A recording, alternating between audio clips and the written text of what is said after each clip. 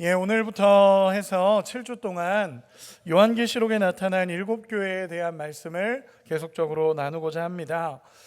지난주 맥주감사주일을 지나고 나서 하나님, 이제 7월이 시작되고 반년이 시작되는데 어떤 말씀을 나누면 좋을까요? 라고 하면서 기도하는 가운데 하나님께서 초대교회를 향한 7교회를 향한 말씀, 그리고 지금 이 시대의 교회와 그리스도인들을 향한 말씀을 나누면 좋겠다라는 마음을 주셔서 저 개인적으로는 일주일 동안 말씀을 준비하며 참 행복한 시간들이었습니다.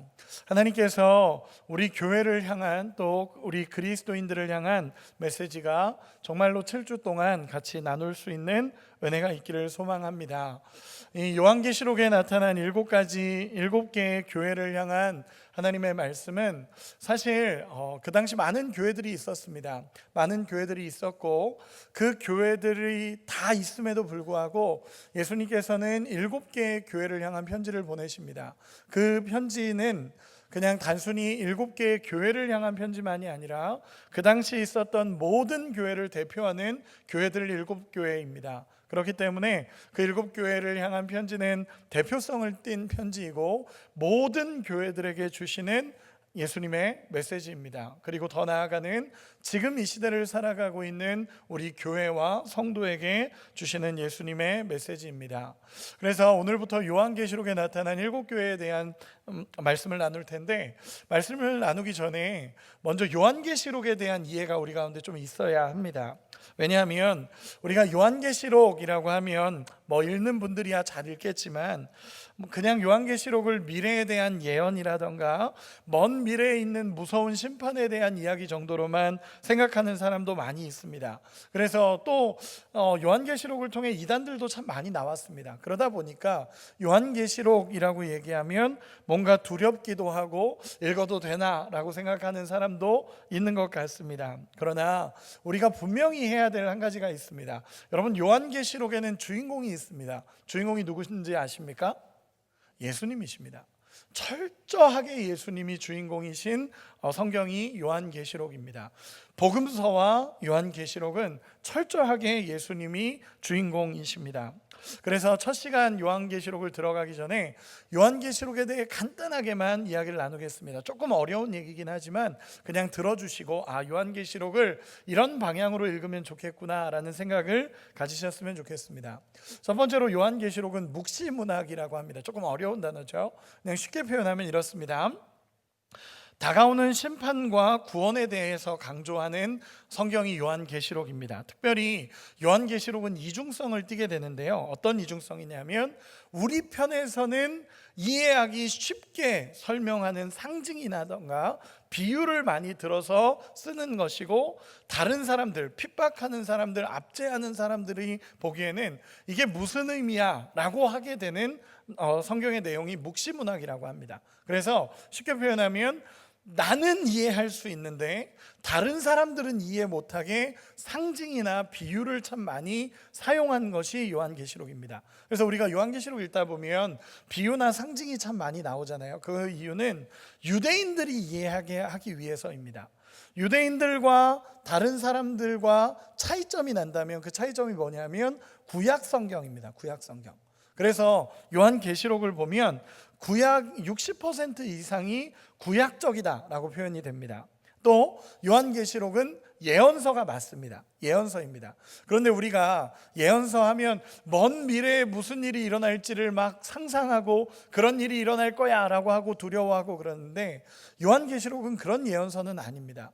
구약에 나타난 예언서들도 마찬가지로 먼 미래에 이런 일이 일어날 거니까 너희는 지금 이렇게 살아야 된다 라고 얘기하는 게 예언서입니다. 요한계시록도 마찬가지로 먼 미래 말세에 일어날 일을 예언하신 게 맞습니다. 그런데 핵심은 뭐냐면 이런 일이 일어날 거니까 지금 너희는 믿음을 지키고 살아야 된다. 이게 요한계시록이 주는 메시지입니다. 여러분, 현재를 살아가는 힘이 어디 있겠습니까?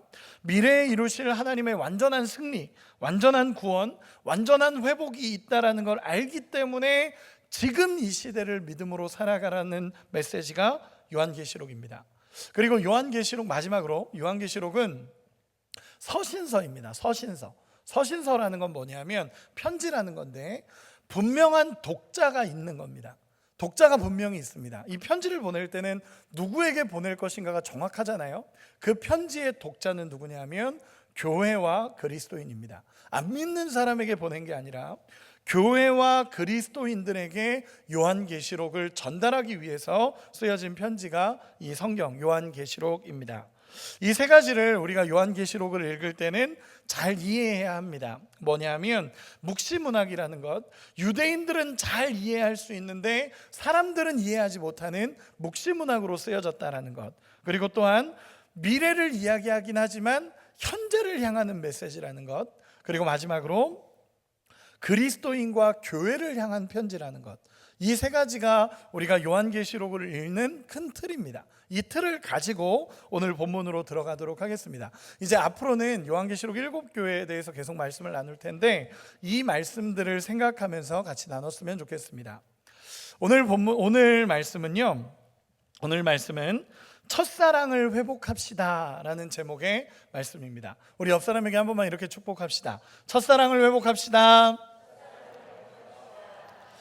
여러분, 첫사랑을 회복합시다 라는 제목으로 오늘 말씀을 나누는데 에베소 교회에 대한 이야기입니다. 여러분은 첫사랑이 언제이십니까? 네, 죄송합니다. 저는 청년사역을 굉장히 오래 했다 보니까 사랑에 대해서 참 많이 이야기도 하고 듣기도 하고 말하기도 하고 그렇습니다. 어떤 청년들을 하고 많이 이야기하다 보면 꼭 찾아와서 목사님 저희 만나고 싶습니다 하는 청년들 진짜 많았고요, 저희 헤어졌습니다 라고 말하는 청년도 많았고, 그리고 어떤 청년들은 제가 봤을 때는 둘은 분명히 만나고 있는데 저희는 친구예요 물어보면 너네 만나고 있지? 아니에요, 친구예요 그랬던 친구들도 많습니다. 근데 제가 청년 사역을 하면서 참 많이 느꼈던 것도 결론을 내린 건 뭐냐면 절대 남녀 사이에 친구는 없다라는 결론입니다. 여러분 속지 마시기 바랍니다. 친구는 없습니다. 어떤 목사님이 그런 얘기 하더라고요. 개구리 뛰는 방향과 사랑의 방향은 알 수가 없다, 이런 표현을 하더라고요. 개구리가 뛰는 방향과 사랑은 알 수가 없다라고 얘기를 합니다. 여러분, 인간은 그렇게 단단하지 않습니다. 여러분, 이렇게 한 번 더 물어보고 싶습니다. 좀 진지한 질문입니다. 여러분, 요즘 예수님과 사랑하고 계십니까? 네, 대답을 해주시면 됩니다. 아멘이라고 해주시면 감사하겠습니다. 이렇게 물어보겠습니다. 여러분 요즘 예수님과 사랑하고 계십니까? 그런 은혜가 있기를 소망합니다. 오늘 말씀을 나누고자 하는 것은요, 예수님과의 첫사랑을 회복하자라는 말씀으로 여러분과 나누고 싶습니다. 먼저 오늘의 본문은 에베소 교회를 향한 예수님의 메시지입니다. 여러분, 에베소라는 지역에 대해서 먼저 설명을 하면요, 고대 세계에서 이 에베소라는 지역은 아시아의 빛이라고 불렸던 도시입니다. 내륙과 도로망이 연결되면서 엄청나게 산업이 발달했던 도시고 재정이 정말 든든한 도시로 황제 사회, 그 사회에서는요 정말 대도시였습니다. 25만 명에서 30만 명 정도가 살았던 엄청난, 그 당시로 보면 엄청난 대도시입니다. 저도 몇 년 전에 터키 그리스 쪽으로 성지순례를 다녀오면서 이 에베소 지역에 가본 적이 있습니다. 근데 에베소에 갔을 때 정말 놀란 게 뭐냐면 그 당시에 이 정도의 도시의 규모가 나온다는 게 정말 놀랐었습니다. 정말 화려했고 정말 잘 살았던 도시가 이 에베소라는 지역이었습니다. 로마 통치 아래에 있었던 아시아 전체 지역에서 수도 역할을 했던 지역이었고 최대 무역의 중심지였다라고 이 에베소를 평가합니다. 그러다 보니까 무역의 중심지다 보니까 정말 외국 상인들도 정말 많았고 향락 문화가 발달했던 도시가 이 도시입니다. 굉장히 부유했던 도시고 굉장히 많은 사람들이 모여서 살았던 도시가 이 에베소라는 지역입니다. 또 종교적으로 봤을 때는요, 지금도 세계 7대 불가사의 중에 하나라고 얘기하는 아데미 신전이 있는 곳이 그곳입니다. 아데미 여신을 섬기고 그 여신을 섬김으로 인해서 그 지역사회가 돌아가는 그 정도의 규모의 아데미 신전이 있었습니다. 여러분, 아데미 여신을 신전에서 예배드리는 것은요, 거기 있던 여사제들과 매춘행위를 하는 것이 그 당시 그들이 가지고 있었던 예배의 모습이었습니다. 정말 음란했던 도시입니다. 정말 음란했던 도시고, 또한 이 아데미 신전을 중심으로 300m 정도의 범죄자들이 왔을 때는 다 용서받는다라고 이야기를 했었습니다. 그러다 보니까 실제로 에베소에는 수많은 범죄자들이 넘쳐났던 도시가 이 에베소 지역입니다. 쉽게 표현해서 이렇습니다. 너무 음란한 도시였고, 물질주의, 황금주의에 눈이 먼 도시, 또 황제 숭배가 극에 달했던 도시였습니다. 우리는 황제를 섬깁니다 라고 얘기하는 도시가 이 도시였습니다. 어느 정도 황제 숭배를 했냐면, 황제가 얘네는 정말 잘 섬기니까 너네 마음대로 도시를 운영해도 되겠다라고 하면서 자치권까지도 준 도시가 이 에베소 지역이라고 합니다. 조금 더 표현해 보면 정말 물질이 풍족한 도시였고, 음란한 도시였고, 향락 문화가 가득했던 도시가 에베소 지역이었습니다. 여러분, 이곳에 시작하는 교회가 생겼었습니다. 여러분, 교회가 이런 도시에서 생겨나기 시작한 것입니다. 여러분, 교회가 잘 성장했을까요? 잘 성장하지 못했을까요? 놀랍게도 성장하기 시작했습니다. 제가 잠깐 설명해 보겠습니다. 에베소 교회라는 이 교회는요, 사도행전 19장에 보면 바울이 3차 전도 여행을 갔을 때 에베소 지역에 가게 됩니다. 에베소 지역은 제가 지금 이야기한 것처럼 너무 화려한 도시였다 보니까, 음란하고 물질 문화가 팽배했던 도시다 보니까, 오히려 어떤 일이 벌어졌냐면, 오히려 정말 거기서 그리스도인들이 거의 없었습니다. 그리스도인들이 거의 없었고, 그리스도인들이 한 12명 정도 모여 살았다라고 성경에서 기록하고 있습니다. 바울의 사역은요, 그 12명을 제자훈련하기 시작했습니다. 그 12명을 두고 제자훈련하기 시작했고, 바울이 예수님을 전혀 모르던 그들을 모아서 12명 데리고 제자훈련시키고, 또 제자훈련시키고, 또 제자훈련시키면서 교회가 성장하기 시작했습니다. 바울이 전도 여행 중에 가장 오래 머물렀던 지역이 에베소입니다. 3년이라는 시간을 머물렀고, 2년 동안 두란노 서원에서 말씀을 가르치고 제자훈련을 했습니다. 여러분, 그 결과 어떤 일이 벌어지기 시작했냐면, 유대인이든 헬라인이든 복음을 듣기 시작했고, 거기서 바울이 개척한 에베소 교회가 정말 복음을 전하기 시작하니까 정말 기적과 같은 열매들이 에베소 교회에 맺히기 시작했습니다. 그리고 에베소가 아까도 얘기했지만 무역의 중심지였다 보니까 여기서 전해진 복음이 교통을 통해서 다른 곳으로 뻗어나가는 지역까지 된 것이 에베소 지역입니다. 에베소 교회입니다. 여기에다가 정말 에베소는 초창기부터 정말 굵직굵직한 목회자들이 목회를 했습니다. 바울이 개척을 했고요. 바울이 개척해서 그 에베소 교회를 세웠고요. 그리고 또 시간이 지나니까 당대 최고 설교가라고 얘기했던 아볼로가 와서 일정 기간이지만 설교를 했었습니다. 그리고 바울의 가장 촉망받는 제자였던 디모데가 거기서 목회를 하기 시작했고, 그리고 오늘 본문을 쓴 사도 요한 같은 경우도 말년에, 문헌에 보면은 말년에 이 에베소 지역에서 목회했다라고 얘기합니다. 엄청나죠. 정말 우리가 아는 굵직굵직한 사람들이 다 에베소 교회를 목회하고 에베소 교회를 성장시킨 것입니다. 조금 더 쉽게 표현하면 바울이 원로 목사님이고 디모데가 담임 목사님인 겁니다. 거기다가 아볼로라는 최고의 설교가가 설교했고, 사도 요한이 말년에서 거기서 목회했습니다. 엄청난 교회입니다. 엄청난 교회고, 그러다 보니까 이 교회는 하루가 다르게 성장하기 시작했습니다.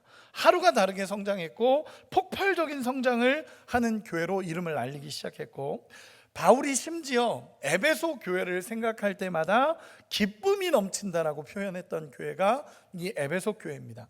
너무너무 훌륭한 교회고, 너무너무 잘 서 있었고, 처음부터 시작해서, 처음 개척할 때부터 시작해서 정말 제자훈련하고 목회하고 기도하고 했던 교회가 이 에베소 교회라는 교회였습니다. 그리고 오늘 본문으로 와서, 오늘 본문에 보면 이 본문은요, 바울이 나는 에베소 교회를 보면서 너무너무 기쁘다라고 말했던 그 시점부터 25년 정도가 지난 시점입니다. 25년 정도가 지난 시점에 지금 요한계시록이 쓰여지고 있는 것입니다. 여러분, 에베소 교회가 그렇게 건강하고 튼실한 교회였습니다. 그리고 25년이 지난 지금 에베소 교회는 어떤 교회였을까요? 여러분, 에베소 교회가 건강했을까요? 건강하지 않았을까요? 조금 애매하죠. 이제 웅성웅성하는 것 같습니다. 여러분, 그렇습니다. 에베소 교회는요, 여전히 잘했습니다. 여전히 잘했고요, 칭찬할 점이 정말 많았던 교회입니다. 그렇게 훈련된 교회였다 보니까 25년이 지난 이 시점에도 불구하고 정말 훌륭하게 잘 교회는 성장해 왔고 잘 잡혀 있었던 교회입니다.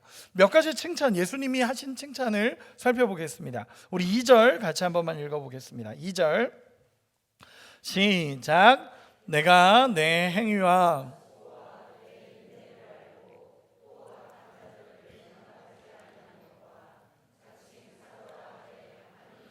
시험하여 그의 거짓된 것을 내가 드러낸 것과. 아멘. 여기서 이렇게 표현합니다.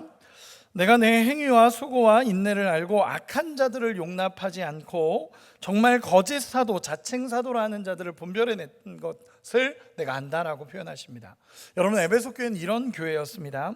영적인 분별력이 있었습니다. 거짓 사도라고 말하는 사람들이 그 당시 계속 있었고 거짓된 이단들이 자꾸 들어오기 시작했었습니다. 내가 사도다라고 말하는 거짓말하는 사도들이 있었습니다. 그 당시 가정을 돌아다니면서 거짓 복음을 전하는 자들이 있었습니다. 그런데 에베소 교회는 영적인 분별력이 있어서 그들을 쫓아냈던 교회입니다. 너희가 잘못됐다라고 하면서 쫓아낼 수 있는 분별하는 교회였습니다. 여러분, 당시 성경책도 완성되지 않았었고 그렇다고 신학이 제대로 세워진 것도 아니었습니다. 그런데도 불구하고 분별할 수 있었다는 것은 복음이라는 기준 안에 분명하게 서 있었던 겁니다. 그러니까 그 기준에서 벗어나는 거짓 선지자들을, 거짓 사도들을 분별해냈고 그들을 쫓아낸 것을 예수님이 아신다라고 말씀하십니다. 6절 우리 같이 한 번만 읽어보겠습니다. 6절입니다. 시작. 오직 내게 이것이 있으니 내가 니골라 당의 행위를 미워하는도다. 나도 이것을 미워하노라. 아멘. 니골라 당이라는 이단들이 침투하기도 했습니다. 니골라 당이라는 이단은 그 당시 영지주의자들이었는데 이 사람들이 어떤 사람이었냐면 영적인 것만 강조하면서 육적인 것은 강조하지 않는 사람들이었습니다. 그러니까 너희가 구원받았으니까 니네 맘대로 살아도 돼. 여기 가서 아데미 신을 섬기면서 음란한 행위를 해도 되고 저쪽 가서 저렇게 살아도 돼. 너네가 영적으로 구원받았잖아 라고 말하는 영지주의 이단이었습니다. 그런데 그 영지주의 이단도 예수님이 미워하시는, 여기서 표현한 것처럼 예수님이 미워하시는 영지주의 이단도 이겨냈습니다. 그들을 쫓아냈고 이단이 교회 안으로 들어오지 못하게 정확히 막았던 교회가 이 교회입니다.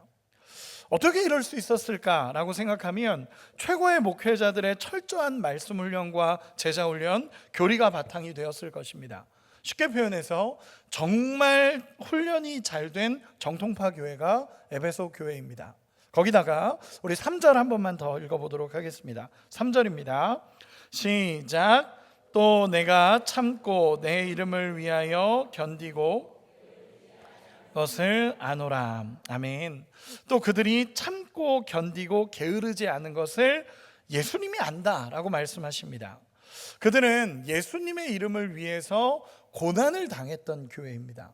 당시 황제 숭배가 너무 컸기 때문에 황제를 섬기지 않으면 고난을 당할 수밖에 없었고 그리스도를 섬긴다, 예수를 섬긴다는 것만으로도 그들은 고난을 당할 수밖에 없었고 어려움을 겪을 수밖에 없었습니다. 심지어 생명을 잃는 일도 다반사였습니다. 근데 그럼에도 불구하고 이 에베소 교회는, 그 성도들은 믿음을 지켰고 신앙의 순수성을 지키고 있었다라는 것입니다. 예수님 뭐라고 표현하냐면 내가 너희를 안다라고 말씀하십니다. 안다는 것입니다. 여기서 오이다라는 단어를 사용하는데 이 단어는 뭐냐면 예수님도 그 고난의 현장에서 너희와 함께 했다라는 표현입니다. 예수님이 너희가 고난 당하고 있는 것을 알고 있고 내가 다 알고 있다라고 예수님께서 품어주시는 것입니다. 황제 숭배의 중심지였던 곳에서 믿음의 순수성을 지키고 끝까지 믿음을 지키며 견뎌냈던 교회가 에베소 교회입니다. 주님이 다 아는 교회, 주님이 너희의 수고를 알고 있고 너희를 위로한다라고 말하는 교회가 에베소 교회입니다. 여러분, 너무 귀한 교회입니다. 지금도 이런 교회 찾기 힘듭니다. 정말 너무너무 귀한 교회이고 이런 교회가 많지도 않을 뿐더러 정말 이런 신앙인이 많지도 않습니다. 영적인 분별력이 있어서 흔들리지도 않고 고난도 견디며 끝까지 믿음을 지켰던 교회가 에베소 교회입니다. 여러분 훌륭하죠? 네, 이렇게 오게라도 이렇게 훌륭한 교회입니다. 너무 훌륭한 교회고 잘하는 교회입니다. 그런데 문제는 뭐냐면요, 예수님이 다 칭찬하십니다.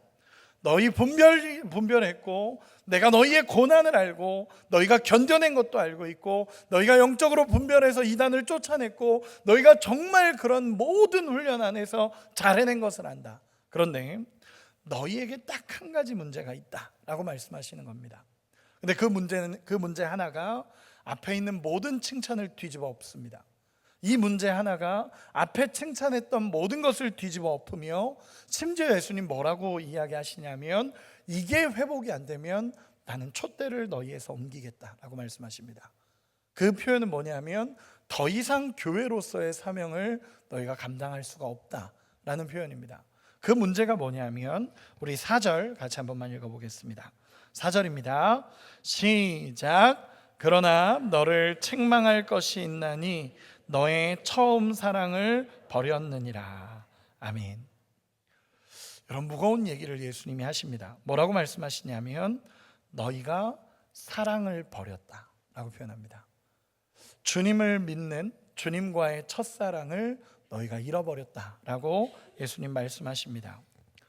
여러분 이 지금 요한계시록을 전달하고 있는 이 사도 요한도 거기서 목회했던 교회입니다. 그런데 그 교회에다가 말하는데 너희가 지금 처음 사랑을 잃어버렸다라고 우리 주님이 말씀하신다라고 이야기하는 것입니다. 여러분 주님은요 이 에베소 교회를 강하게 책망하십니다. 예수님과의 첫사랑을 잃어버렸다라는 것입니다. 처음 예수 믿고 구원받았던 그 감격적인 지금 첫사랑을 잃어버리고 너희가 잘하고 있고 열심히 분별하고 있고 최선을 다해 노력하고 있고 게으르지 않고 그런 거 다 아는데 지금 너희 마음에 예수님과의 첫사랑이 없다, 버렸다라고 표현하시는 본문입니다. 여러분 주님은 이 문제를 정말 심각하게 다루십니다. 심지어 이 사랑이 회복되지 않는다면 촛대를 옮기겠다라고까지 예수님 말씀하시는 것입니다. 여러분 왜 주님이 이렇게 이 문제를 심각하게 다룰까요? 여러분 사랑하는 관계에서 사랑이 빠진 겁니다. 하나님과 아름다운 관계로 사랑하는 관계를 세우셨는데 그 관계 안에 사랑이 빠져버린 겁니다. 여러분 부부가 살아가는데 부부로서의 의무는 다 합니다. 내가 해야 될 남편으로서의 역할도 하고 아내로서의 역할을 합니다. 그런데 사랑이 없습니다. 여러분 어떻게 살아갑니까? 얼마나 괴로운 일입니까? 예전에 제가 어떤 유튜브를 보다가 유튜브에서 어떤 쇼츠 영상을 본 적이 있습니다. 근데 그 영상을 봤는데 참 재밌는 영상이었습니다. 뭐냐면 남녀가 이제 서로 이제 만나고 있었던 남녀가 장난을 치다가 남자가 여자의 딱밤을 때렸습니다. 근데 헤어지기로 했습니다. 딱밤 맞고 헤어지기로 한 거죠. 여자가 딱밤을 왜 이렇게 세게 때리냐고 헤어지게 된 겁니다. 근데 그 이유를 들어보니까 여자가 그러더라고요. 너는 나를 생각하지 않는다. 너는 나를 배려해 본 적이 있냐? 한 번이라도 너가 나를 먼저 배려해 준 적이 있냐? 한 번이라도 너가 나를 먼저 생각해 준 적이 있냐? 한 번이라도 이걸 이렇게 해준 적이 있냐? 나는 이렇게 해도 너는 한 번이라도 나한테 그렇게 한 적이 있냐? 그러면서 마지막 결정적인 게 너는 그리고 누가 사랑하는 여자의 딱밤을 이렇게 세게 때리냐?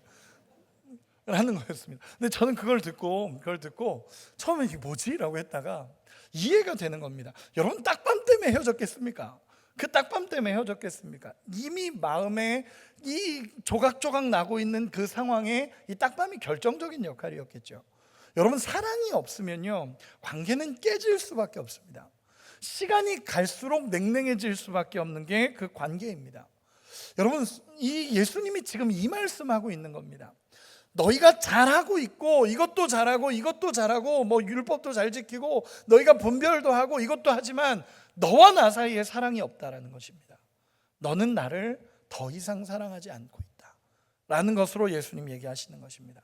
여러분 바리새인들이 그랬습니다. 바리새인들이 율법도 잘 지켰고요, 구제도 했고 11조도 했고 금식도 했습니다. 그런데 예수님이 강하게 책망하셨습니다. 왜냐하면 하나님에 대한 사랑이 없는 겁니다. 율법은 지키고 있고 11조도 하고 금식도 하고 구제도 하는데 하나님과의 사랑이 없어져 버린 것입니다. 그러니까 예수님은 이 부분에 있어서 책망하십니다. 여러분, 이 관계가 어떤 관계인지 아십니까? 형식은 있는데 사랑은 없고, 정말 형식적으로 내가 무언가는 하는데 사랑이 사라져버린 관계입니다. 여러분, 사랑하는 관계에서, 사랑해야 되는 관계에서 사랑이 빠지고 나면 아무것도 남는 게 없는 겁니다. 형식만 남아있는 관계가 돼버린 것입니다. 여러분, 예수님은 이 부분을 강하게 책망하십니다. 100가지를 잘해도 사랑이 없으면 꽝입니다. 1000가지를 잘해도 사랑하는 관계인데 여기서 사랑이 빠져버리면 아무것도 남는 게 없는 것입니다. 여러분, 왜 이렇게까지 사랑이 식어버렸을까요? 왜 이렇게까지 사랑이 사라져버렸을까요? 그렇게 탁월하게 잘했던 이 에베소 교회에 왜 이렇게까지 사랑이 사라져버렸을까요? 이렇게 평가할 수 있습니다. 에베소 교회는요, 성경 공부, 교리 공부를 정말 열심히 했습니다. 이단과 싸우면서 진리를 지키려고 했습니다. 그런데 그 진리를 지키려는 마음들, 그리고 또 이단과 싸우려는 이런 마음들이 결국 거기로만 포커스가 가는 겁니다. 이 예민함을 가지고 이단인가 아닌가를 판단하기 시작했고, 사람들을 보기 시작했고, 그런 눈으로 보다 보니까 여기에만 집중이 돼서 하나님과의 사랑을 잃어버리는 것입니다. 성경을 연구하고 있고 성경을 말하고 있기는 한데 문제는 뭐냐면 하나님과의 사랑이 사라져가는 것입니다. 여러분, 이겁니다. 훈련을 잘 받았고요, 제자 훈련도 했고 성경 훈련도 했고 여러 가지 훈련을 하는데, 이 훈련하는 건 좋은데 하나님과의 사랑을 잃어버리는 겁니다. 포커스가 잘못 맞춰진 거죠. 훈련을 하면 할수록 하나님을 더 사랑해야 되는데 그러지 않고 여기에만 포커스가 맞춰지는 거고, 또 하나는 교회 안에 자꾸 거짓 사도들, 또 니골라당이 들어오기 시작하면서 의심이 쌓이기 시작하는 겁니다. 쉽게 표현하면 이렇습니다. 새 신자가 왔는데 환영이 아니라 저 사람 이단 아니야? 이 눈으로 보는 겁니다. 새 신자가 왔는데 와, 예수 믿어서 감사합니다, 당신이 예수 믿기를 하나님 기다리고 계셨습니다, 이게 이 분위기가 아니라 저 사람 니골라당 아니야? 저 사람 거짓 선지자 아니야? 이 분위기가 계속 교회 안에 일어나다 보니까 서로 의심하고 서로 판단하고 사랑이 사라져 가는 것입니다. 서로에 대한 사랑이 사라져가면서 하나님에 대한 사랑까지 사라지는 것입니다. 처음에는 분별이었을 것입니다. 처음에는 분별이었을 텐데 나중에는 의심이 되고 그 다음에는 판단이 되면서 주님과의 사랑이 병들어가는 것입니다. 거기에다가 이런 굵직굵직한 영적 지도자들이 생명을 다하고 떠나면서 그 에베소 교회에 영적인 지도자가 부재하기 시작합니다. 여러분, 이런 상황이 오니까 교회가 냉랭해지고 방향을 잃어버리고 하나님에 대한 사랑을 잃어버린 것이 이 에베소 교회의 모습입니다. 여러분, 예수님은 이 부분을 가장 강하게 책망하셨습니다. 다 잘했습니다.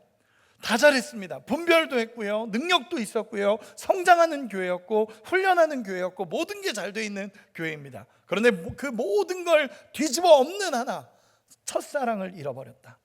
하나님과의 사랑을 잃어버렸다라는 것입니다. 여러분, 이렇게 물어보고 싶습니다. 여러분, 첫사랑이 식어진 교회의 모습이 어떤 모습일까요? 물어보고 싶습니다. 여러분, 첫사랑을 잃어버린 교회의 모습이 어떤 모습일까요? 외부적인 활동과 움직임, 거대해지는 조직, 잘 되고 있는 듯한 모습 있습니다. 그런데 첫사랑을 잃어버린 교회의 모습은 스물스물 교회가 병들어가는 겁니다. 잘 성장했는데 스물스물 병들어가는 것입니다. 여러분, 첫사랑을 잃어버린 교회의 모습, 저는 이렇게 보여집니다. 몇 가지만 설명해 보면 저는 딱 예상이 되는 한 가지가 있습니다. 뭐냐면 예배에 대한 갈망이 사라졌을 겁니다. 첫사랑을 잃어버리면요, 예배에 대한 갈망이 사라집니다. 하나님을 향한 갈망이 사라지고, 예배는 하나님과의 만남입니다. 하나님과의 사랑의 만남이고, 그 하나님을 만남으로 내가 하나님을 사랑하고 하나님의 사랑을 경험하며 하나님을 예배하는 게 본분입니다. 그런데 첫사랑을 잃어버리면요, 예배에 대한 갈망이 사라집니다. 또 예배야, 또 예배 드리러 가야 돼, 또 주일이야, 이런 문제가 있는 겁니다. 사랑이 뭔가 사라지는 것입니다. 그리고 또 하나, 기도 생활이 사라집니다. 전 100%라고 생각합니다. 하나님에 대한 갈망이 사라지고 사람들이 기도하러 오지 않았을 거고, 기도의 소리가 점점 줄어들다가 기도가 사라졌을 것입니다. 여러분, 이것은요, 첫사랑을 잃어버린 교회의 대표적인 모습입니다. 또 하나, 마지막으로 이렇게 표현하고 싶습니다. 교회에 있는 걸 별로 즐거워하지 않을 겁니다. 교회에 있는 게 쉽지 않았을 겁니다.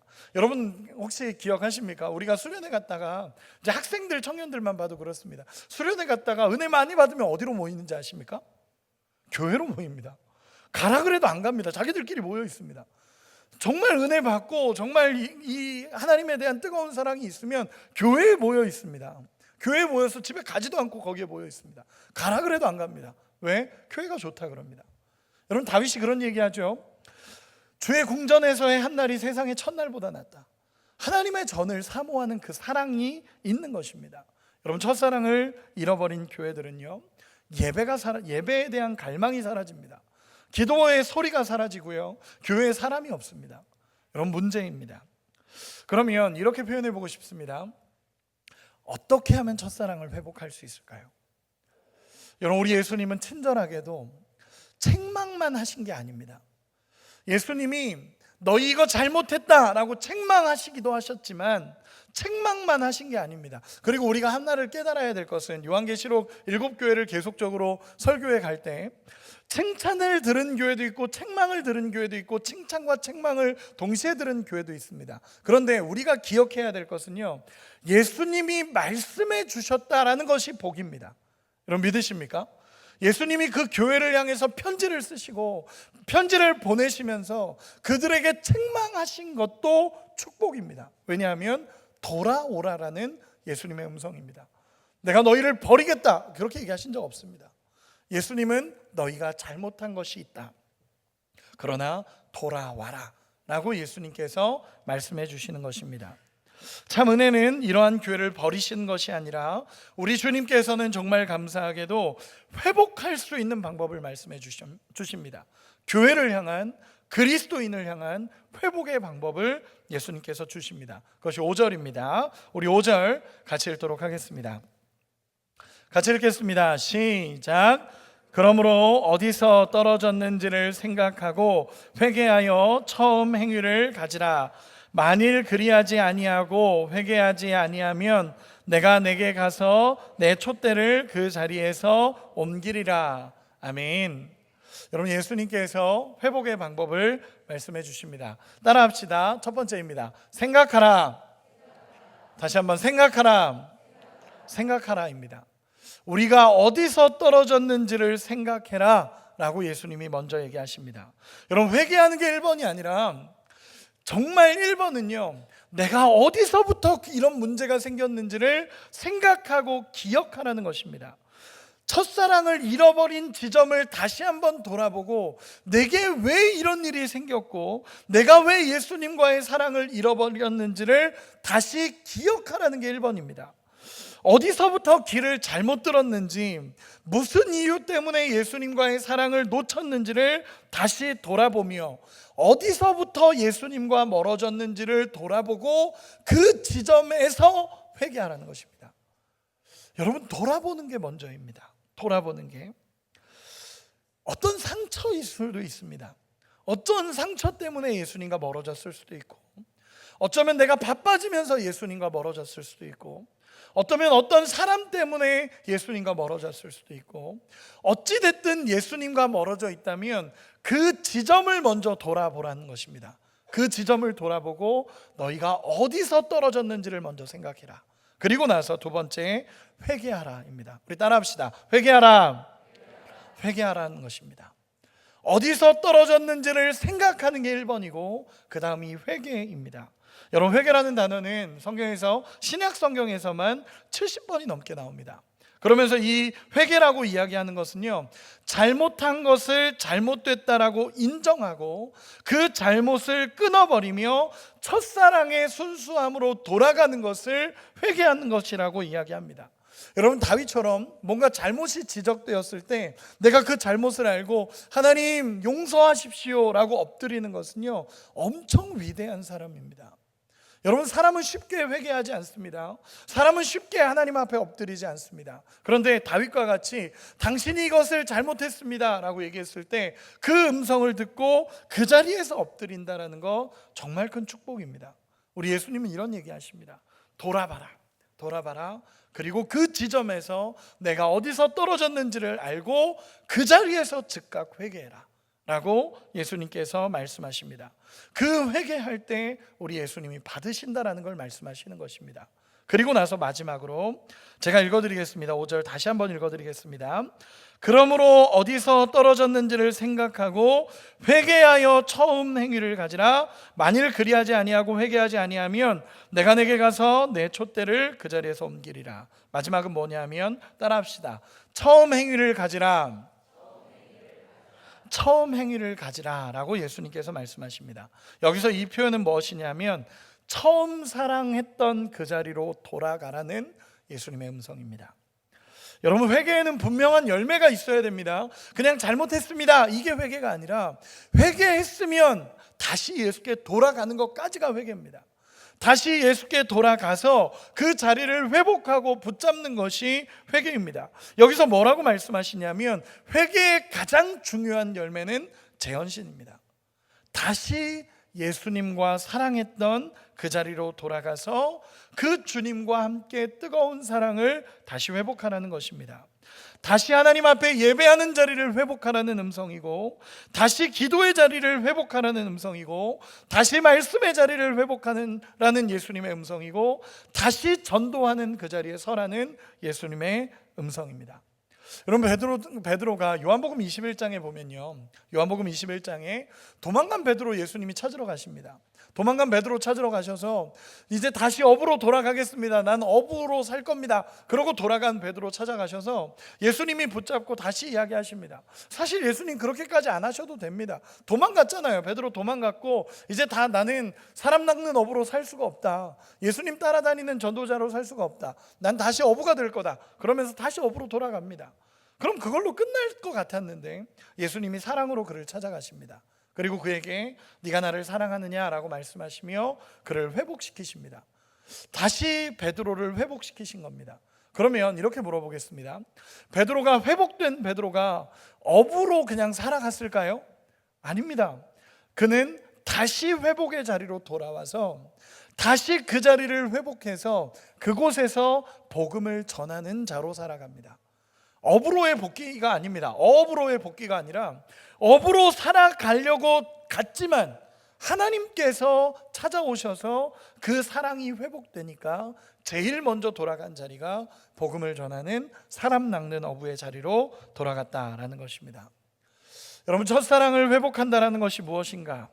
주님을 향한 뜨거운 예배와 감격, 기도, 감사가 회복되는 것입니다. 여러분, 그런 은혜가 우리 가운데 있기를 소망합니다. 우리 옆 사람에게 이렇게 축복합시다. 첫사랑을 회복합시다.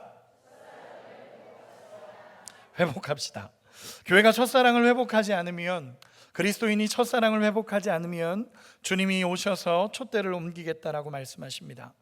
여러분, 참 아픈 얘기입니다. 왜냐하면 사랑이 없는 교회는, 정말 예수님과의 첫사랑을 잃어버린 교회는, 첫사랑을 잃어버린 그리스도인은 더 이상 영향력이 없다라는 것입니다. 여러분, 참 아픈 말씀입니다. 그래서 교회의 교회다움이 사라지고 그리스도인의 그리스도인다움이 사라질 것이라는 것을 예수님께서 말씀하시며 다시 첫사랑을 회복하고 날마다 주님 안에 새로워져야 된다라고 예수님 말씀하시는 것입니다. 누가복음 15장 탕자가 이렇습니다. 아버지를 기억하고 그리고 회개하고 다시 그 자리로 복귀하는 것이 예수님 안에서의 사랑을 회복하는 방법입니다. 우리 예수님 이렇게 얘기해 주십니다. 회복했을 때 주시는 은혜까지도 예수님 말씀해 주십니다. 우리 7절 같이 한번 읽겠습니다. 7절입니다. 시작. 귀 있는 자는 성령이 교회들에게 하시는 말씀 들을지어다.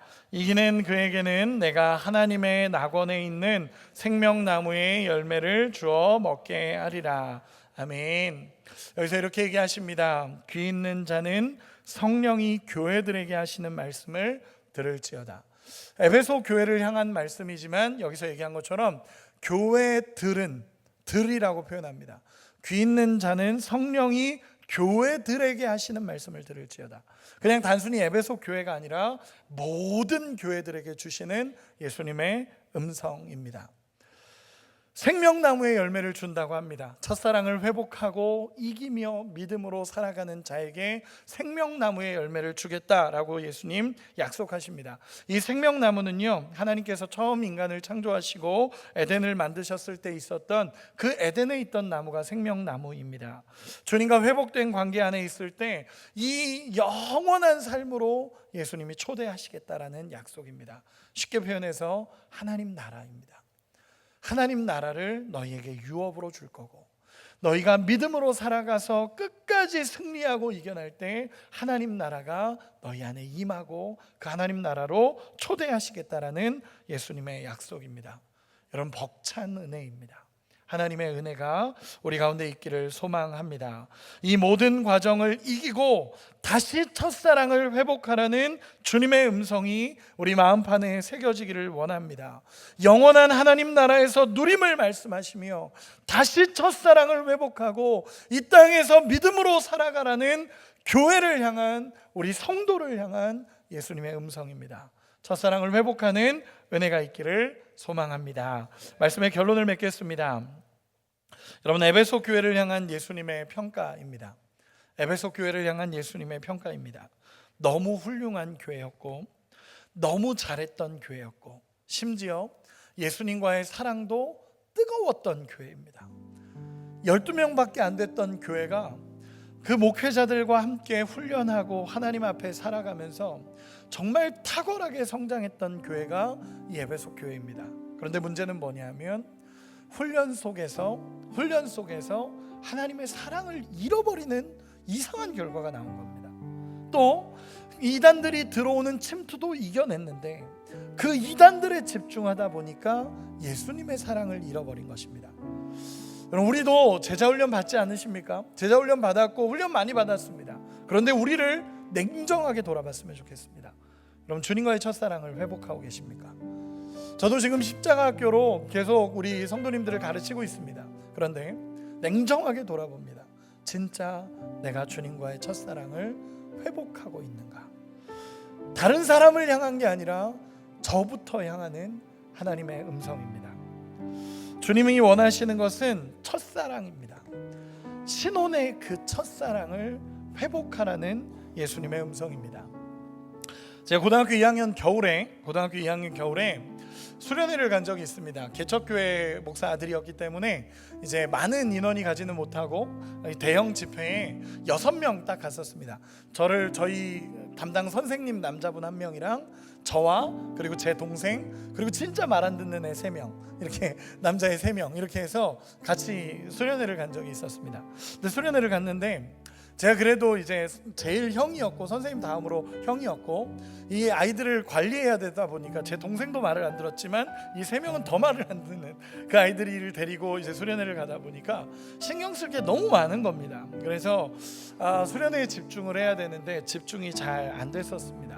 그리고 예배 시간은 이렇게 지나가는데 저는 아직도 기억을 합니다. 그 둘째 날 밤, 수련회 둘째 날 밤, 저는 아직도 기억을 합니다.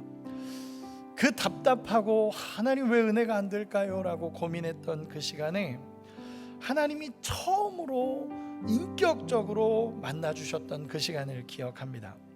그 수많은 사람 중에 내가 너를 붙잡고 있다라는 그 하나님의 따뜻한 사랑을 기억합니다. 정말 그 음성을 들으면서 하나님 사랑한다고 목 놓아 부르짖었던 그 은혜를 저는 아직도 기억합니다. 나 같은 자도 주님 사랑해 주시나요? 주님, 저 같은 사람도 주님 사랑하십니까? 라고 말하며 주님의 부르심 안에 목 놓아 울었던 그 시간을 기억합니다. 그리고 그 시간 이후에 지금 목회자의 길을 걸어가고 있습니다. 어떤 표현으로 할지 몰라서 그냥 이렇게 표현하고 싶습니다. 저는 하나님을 만났습니다 라고 표현합니다. 우리의 인생에 그런 사랑이 회복되기를 소망합니다. 이 말씀을 준비하면서 그때가 막 떠올랐습니다. 주님, 제가 주님과의 그 신혼의 사랑, 그 첫사랑을 다시 회복하고 싶습니다. 저부터 하나님 돌아보고 싶습니다 라는 고백을 하게 됩니다. 여러분은 예수님과 처음 만났던 그 첫사랑이 언제이십니까? 다시 회복하는 은혜가 있기를 소망합니다. 우리 주님은 정말 친절하게도 우리에게 회복을 말씀해 주셨습니다. 어디서 떨어졌는지를 기억하고 회개하여 다시 돌아와서 하나님과 함께하는 그 자리로 회복하라는 예수님의 음성입니다. 여러분, 이 세상에서 잘 되는 거 좋습니다. 훈련받는 거 좋습니다. 다 좋습니다. 그런데 중요한 건 주님을 향한 사랑이 내 안에 머무르고 있는지, 내가 우리 주님을 사랑하는지를 다시 돌아보는 은혜가 있기를 소망합니다. 사랑하는 분을 만나러 가는 기쁨이 예배 안에 회복되기를 원하고, 우리 주님을 바라보는 기도가 회복되기를 원하고, 우리 주님과 함께하는 신혼의 사랑이 회복되어 우리 주님이 주시는 은혜로 이 땅을 살아가는 우리 모두가 되시기를 예수님의 이름으로 축원합니다. 우리 이 시간에 같이 찬양하고 기도